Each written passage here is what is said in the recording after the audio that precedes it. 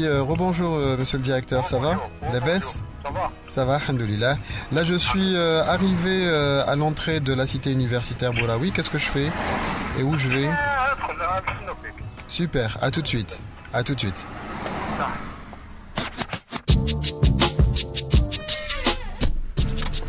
Ça va, alhamdoulilah, où t'es? Salam alaikum. Ça va? La baisse? Bien. Merci beaucoup. Alors c'est monsieur le directeur de la cité universitaire Bouraoui. Comment ça va? Ça va, alhamdoulilah. Alors c'est monsieur? Bouachirine Abdelkader. Et nous allons où là tout de suite? On va essayer de voir les pavillons et puis de parler avec quelques étudiants, pourquoi pas. Alors monsieur Bouachirine, donc nous sommes ici au niveau de la cité Bouraoui. Alors l'endroit existe depuis un petit moment déjà. Donc la résidence universitaire a été ouverte en 1958. Umbad a été inaugurée en 1972. Alors, les étudiants qui résident au niveau de la cité universitaire sont généralement les étudiants de l'EPO, Polytech, agronomie, vétérinaire, l'ESI. C'est les écoles supérieures. Okay. C'est les étudiants inscrits aux écoles supérieures. Et c'est les écoles avoisinantes. Avoisinantes. C'est les écoles avoisinantes. C'est à proximité du Bouraoui.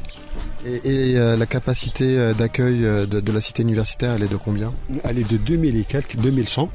Mais réellement, on a 1600. J'ai opté pour diminuer la capacité dans les chambres. Donc on a presque 70% des chambres, c'est individuel. Donc il n'y a que des garçons ici? Il n'y a que des garçons, bien sûr. Alors comment ça se passe, la vie de l'étudiant en dehors des heures de cours? À Bouraoui surtout, beaucoup plus les étudiants sont occupés par leurs études. Ils ont des programmes chargés. Oui. Après 18 heures, l'administration elle a réhabilité la salle omnisport. Donc on a opté pour le sport pour tous les étudiants. En plus de ça, on a mis un cybercafé qui compte de 40 postes. C'est gratuit pour tout le monde. Il est ouvert H24. La connexion Wi-Fi, c'est pas encore pour tout de suite? Non, c'est pas encore pour tout de suite parce qu'on a le problème de la fibre optique.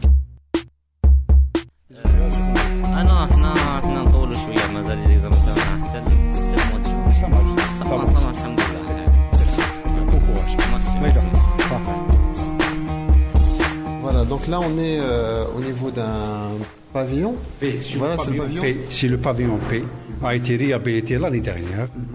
Donc il est occupé 100% par les étudiants des classes préparatoires des écoles supérieures. Donc, on va voir s'il y a des étudiants qui sont présents. Bien sûr. Salam alaikum. Salam. Ça va?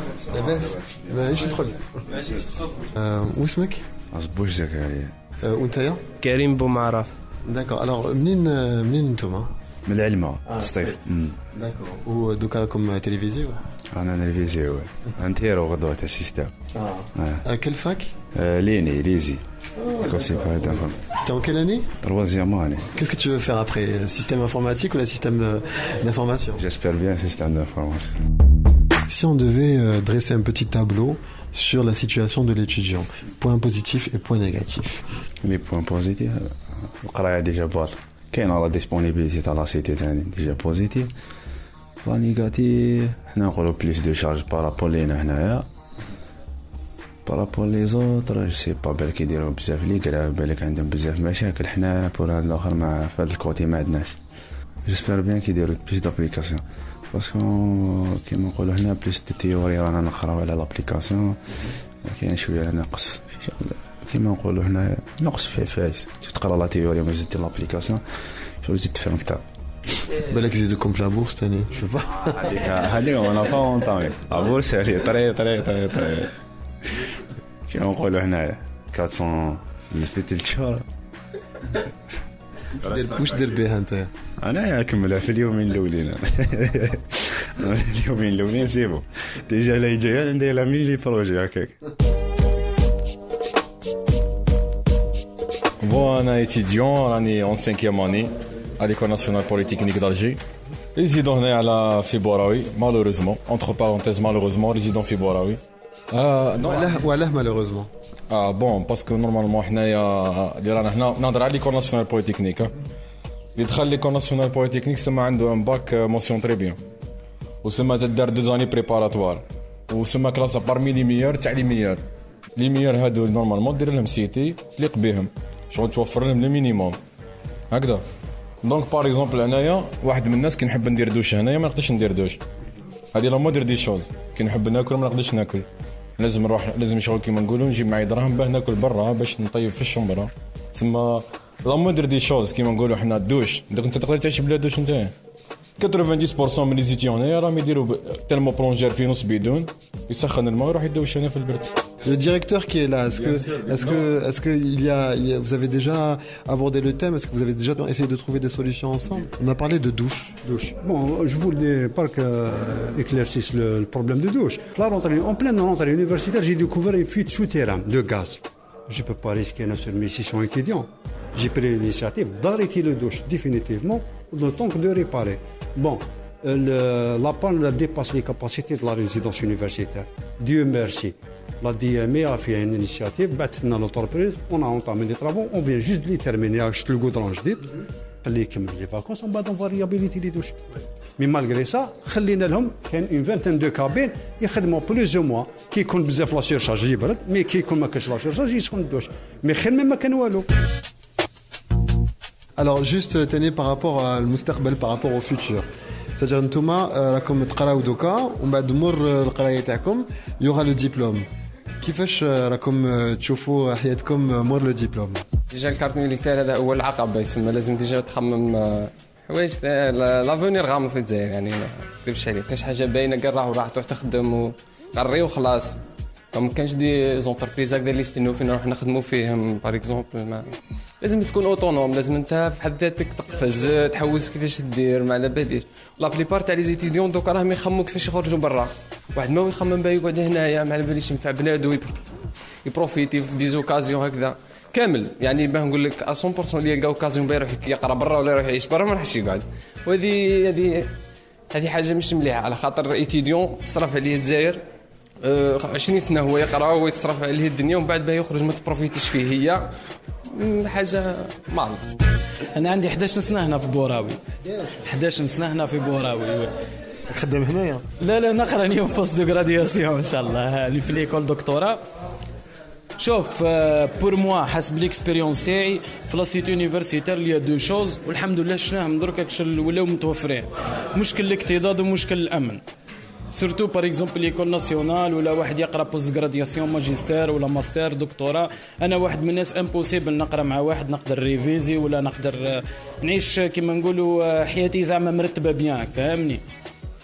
اكتضاد هنا في بوراوي ما كانش الحمد لله. جو كرواك بريس كامل نسكنوا انديفيديوال وكاين ا2، فهمني. بار كونتر تروح لي سيت يونيفرسيتير اخرين واني شايف انا ماشي والمشكل تاع لي سيت يونيفرسيتير تخرج من الجي ما كانش مشكل، تجي هنا للجزائر كاين مشكل باسكو لي سيت يونيفرسيتير هذوما مقدوم الانفراستركتور تاعهم قديمه، عندهم مشكل في الترميم، عندهم مشاكل كبيره وخلاص اونتر بارونتيز. والامن اخويا بوراوي معروفه بكري في الامن، فهمني. درك الحمد لله انا البيسي بورتابل عمري ما خليته في الشومبرا، درك قعدت نخلي الشومبرا كيما راها ونروح نقرا ونعاود نجي وكل مالغري كاين دي بتي سوفرونس كنسوفريهم كيما قال كذا كدوش كيفاش ندوش. مي سي دي ساكريف تاع الجيريه دوما لا غالب ماناش نقراو في ارفرد ولا في امايتي ولا حاجه دير هكا يجي كلش، فاهم. حنا لي زالجيريان في الدار بالك كاين اللي درك مازال يغسل كيما هكا ولا مازال يعيش كيما سي دي ساكريف خلي كيما يقولوا خليهم اونتر بارونتيز محتمين في الجيري. اخويا انا قلت لك كاين دو شوز اكتضاد والامن، هذم هما اللي نامنوا بهم باللي يقدروا يخليوك تعيش في سيت يونيفرسيتير. تبقى الامور الاخرى تاع ريستوراسيون والاخرين مشاكل روتينيه يتنحوا هما تنحى اليونيفرسيتي با بليس.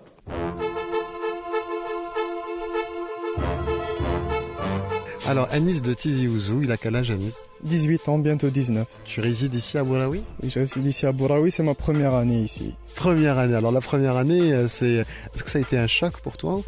À vrai dire, oui, les premiers temps, on a eu du mal à s'adapter. On a frôlé limite la dépression les premiers temps, oui, mais avec le temps, ça va, ça s'est arrangé un peu. On a commencé à trouver nos repères ici et là et tout, et maintenant tout va bien, alhamdoulilah. Qu'est-ce qui a été le plus difficile pour toi? Est-ce que ça a été le fait de t'être éloigné de la famille et de la maison, Être éloigné de la maison un peu, oui, mais c'est surtout au fait le temps qui passe très lentement et aussi le plus clair de notre temps on passe dans cette zone vu que l'école est on va dire à 50 mètres de la résidence. Donc tu te sens coupé du monde. Voilà, quand je compare avant à ma ville à Tizi, à ma ville d'origine, je trouvais le temps d'aller m'amuser, de sortir. Et là pratiquement non, je passe tout le clair de mon temps ici. Très rarement j'ai le temps d'aller ici à Alger et tout. Donc en fait tu voudrais te dégourdir un peu plus les jambes. Ben voilà, un peu sortir, être léger quoi, se sentir vivre. Tu penses que tu ne vis pas assez, tu as dit que le temps passait lentement. Ça veut dire que tu t'ennuies pour pas dire autre chose? Voilà, c'est ça, c'est un peu de l'ennui. Au début c'est exactement ça, mais après on a commencé à trouver nos repères un peu, entre amis aussi on s'amuse, on travaille ensemble aussi, donc maintenant avec le temps ça va, alhamdoulilah. Maintenant, avant j'attendais avec impatience de rentrer à la maison, maintenant c'est le contraire. Quand je suis chez moi, j'attends avec impatience de revenir ici. Est-ce que le fait d'être loin de la maison, au début ça a été peut-être compliqué pour toi, mais maintenant que tu t'es un petit peu habitué à ces situations, est-ce que tu ressens pas un sentiment de liberté, limite d'indépendance? Oui, c'est vrai. Le stress de la maison et tout ça, c'est parti maintenant. On se sent plus libre, on peut prendre des choix, des décisions. On est un peu indépendant, c'est ça. Est-ce que ce sentiment de liberté n'a pas aussi un autre côté? Est-ce que t'as pas des fois envie de faire des bêtises? Enfin voilà, quand on est jeune, on a envie de faire certaines choses. Est-ce que tu as cette possibilité ou sinon toi tu es plutôt très très sage, très raisonnable et je te rassure tes parents n'écoutent pas? Raisonnable, oui, il faut bien l'être, il faut connaître ses limites, mais ça nous empêche pas d'essayer de nouvelles expériences, quoi, de connaître des choses. Parce qu'on est jeune et qu'on a envie de vivre sa jeunesse. Exactement. Voilà. Et un dernier mot, si tu devais me décrire un peu l'étudiant algérien en général. L'étudiant, j'ai le droit de dire tout. En fait, l'étudiant algérien, c'est quelqu'un qui a plutôt envie de prendre son envol, mais à qui on ne donne pas vraiment les moyens nécessaires et il n'a pas cette envie qu'on doit trouver chez l'étudiant. C'est la motivation qui manque. Parce qu'il sait qu'étudier à la fin, c'est un peu un jeu de cartes, c'est un peu un jeu de poker, qui n'est sûr de rien après. Donc ça diminue un peu de la motivation. Mais on est là, on travaille et on verra plus tard. Pour l'instant, ce n'est pas notre problème. On verra plus tard. Merci, Yassine. Alors, on a la chance d'avoir le directeur de Bouraoui avec nous. Alors là, il vient de dire qu'il manquait peut-être quelques activités aussi au niveau donc de la cité. Et du coup, je pense que ça fait partie de vos projets. Tout d'abord, on a commencé déjà par un tournoi, donc on n'a pas participé. Dommage. Toutes disciplines confondues, le football, le volley, le hand, le basket, le bowling. Ce qui concerne le foyer de la résidence, il n'est pas compatible pour faire des activités culturelles récentes. Donc, dans le programme, normalement. Pour l'instant, mais ça va. Pour l'instant, en septembre. Bon, les travaux de réhabilitation, ils ont commencé déjà. Je n'ai pas voulu perturber les étudiants par l'énorme travaux, mais d'ici 2-3 semaines, je commencerai le grand ouvrage.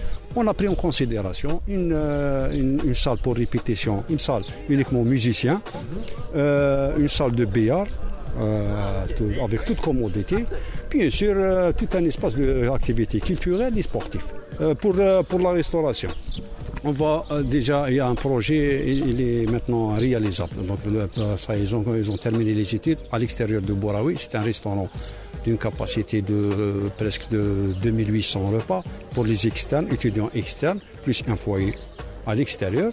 En même temps, on va aménager le foyer à l'intérieur de la cité pour le foyer de consommation pour les boissons.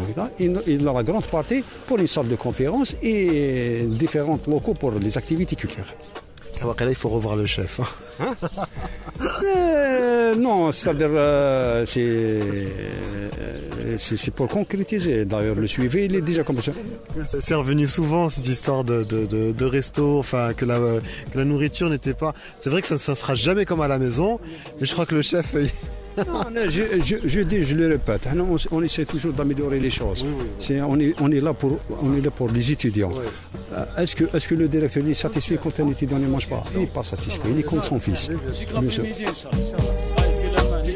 صحيح خويا سلامة.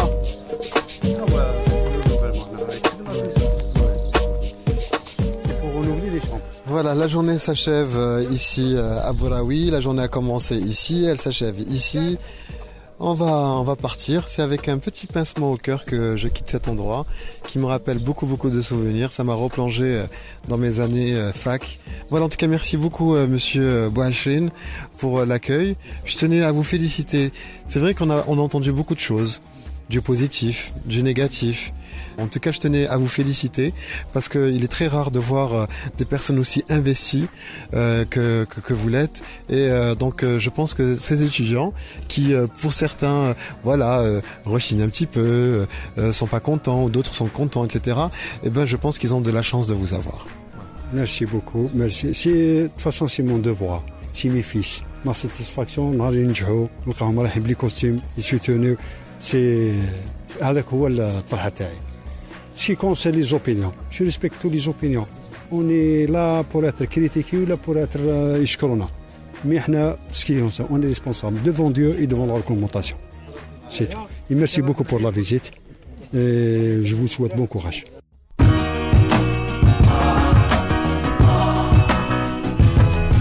Après ma petite visite au niveau de la cité universitaire de Bouraoui, j'ai décidé d'aller du côté de l'école supérieure de journalisme. Un certain Walid organise un événement, une conférence autour d'une problématique. L'occasion pour nous de voir un peu comment l'étudiant évolue aussi à l'université.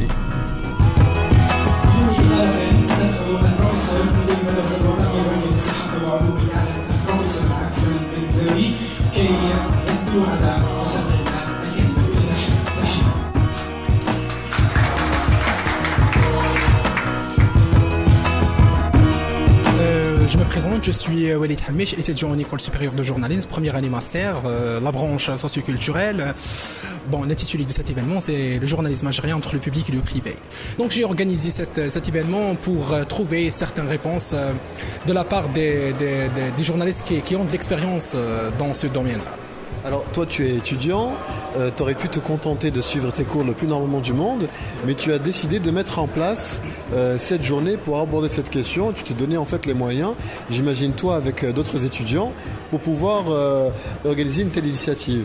Nous, je crois, nous les étudiants, on a besoin une certaine pratique à propos de journalisme. On a besoin des personnes qui ont de l'expérience sur le terrain pour qu'on puisse avoir certaines réponses. Voilà, donc rester dans la théorie, donc je crois que ça va ennuyer l'étudiant d'aller envers le terrain et d'exercer ce travail. Parce que n'oubliez pas que c'est un métier d'exercice, ce métier qu'on fait.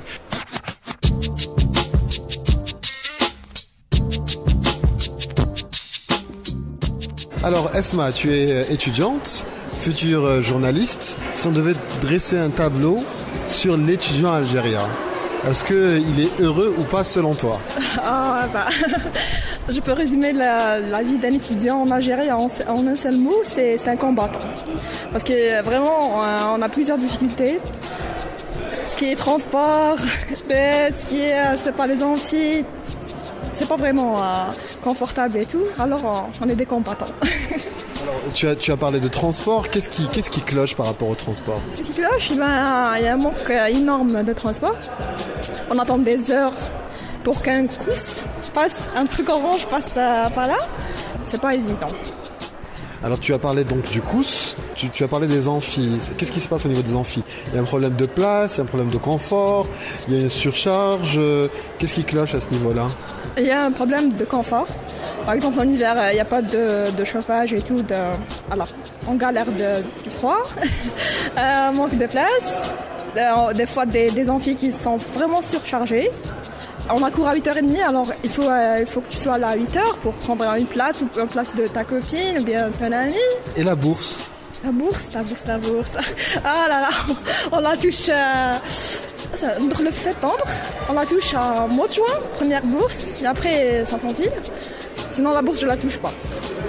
تنطم je vais bien cacher un truc, un portable ou bien des vêtements, tout dépend. Moi, je suis très content d'être là, ici, au niveau de l'école supérieure de journalisme. Voilà, parce que je retrouve ma cousine, Luzaïd Hamadouche. Comment ça va ? Plutôt bien. Je me rends compte que c'est la première fois que je t'ai au bout du micro. Oui, ça fait drôle pour moi aussi. Hein. Je suis content, en tout cas c'est une fierté, voilà, t'es la fierté de la famille. Et là je vois les élèves, quand ils te voient, ils baissent la tête, ils sont intimidés. Est-ce que tu les terrorises ou pas ? Tu dis terroriser, tu sais, on est dans un pays où on ne parle pas du terrorisme facilement. Non, je crois pas que je terrorise, mais j'ai effectivement la réputation d'être un petit peu sévère, disons. J'ai un très haut niveau d'exigence, en tout cas, ce qui est sûr. Alors, j'ai eu beaucoup d'étudiants qui ont tendance un peu à se plaindre. On a l'impression que l'étudiant est malheureux. Est-ce que tu vas dans ce sens ou est-ce que, pour toi, l'étudiant algérien est capricieux ? Disons que, effectivement, je crois qu'ils ont des raisons d'être insatisfaits, en tout cas. Une partie de ces raisons, c'est qu'aujourd'hui, nous sommes arrivés à une époque où le diplôme universitaire est sous-évalué et non sans raison. Parce que le niveau du diplôme universitaire s'est très très largement dégradé au fil des années. Donc les étudiants de ce point de vue-là ont raison d'être malheureux. Là où j'aurais tendance à te répondre oui, ils sont aussi capricieux, c'est parce que ils portent une responsabilité dans le fait que leur diplôme universitaire soit aujourd'hui on va dire grosso modo la valeur d'un certificat d'études il y a quelques années. Et je n'exagère pas parce qu'effectivement, le niveau s'est énormément dégradé. À une certaine époque, on parlait de bilingue ou de trilingue analphabète. Aujourd'hui, on peut même plus dire ça parce que les étudiants ne parlent quasiment plus aucune langue de façon saine. Et très souvent, j'ai des débats avec mes étudiants en disant que en classe ou dans l'amphi, nous ne sommes pas censés parler derja, nous sommes censés parler une langue châtiée. Ça peut être l'arabe, c'est la langue officielle des études en sciences politiques, mais ça pourrait être aussi une autre langue. Ce que je voudrais dire aussi, c'est que les étudiants sont démobilisés et démotivés. Ils ne voient plus, en gros, la nécessité de travailler et de faire des études. Ils ne voient plus l'utilité de faire des efforts pour réussir. Pourquoi ? Parce que, et ils ont raison, ils sont d'ores et déjà persuadés en rentrant en première année qu'ils sortiront au bout de 3 ans avec un diplôme en poche. Ce que je veux dire par là, c'est qu'aujourd'hui, les examens, les rattrapages, les synthèses, bon, il n'y a plus de synthèse avec le LMD, mais le système de dette, le système de rachat, fait qu'aujourd'hui, n'importe quel étudiant, pour peu qu'il rentre aux examens, est pratiquement sûr d'obtenir son diplôme à la fin de son cursus. Il n'est pas mis en danger ? Absolument pas. Et donc, bien entendu, quand il n'y a pas la perspective d'une sanction, l'étudiant en fait de moins en moins. Et aujourd'hui, les étudiants en font vraiment très, très, très, très peu. Et pour ne pas être trop dur avec les étudiants, je dirais qu'ils sont victimes aussi, parce que la responsabilité est partagée. Pour racheter un étudiant, il faut que quelqu'un le rachète. Donc le corps enseignant, l'administration,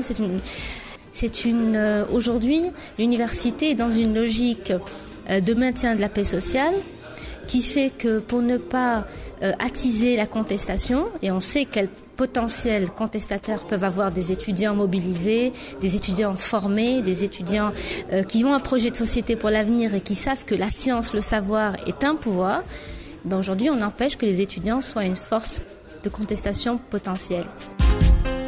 Parfait. Tu parles bien, hein.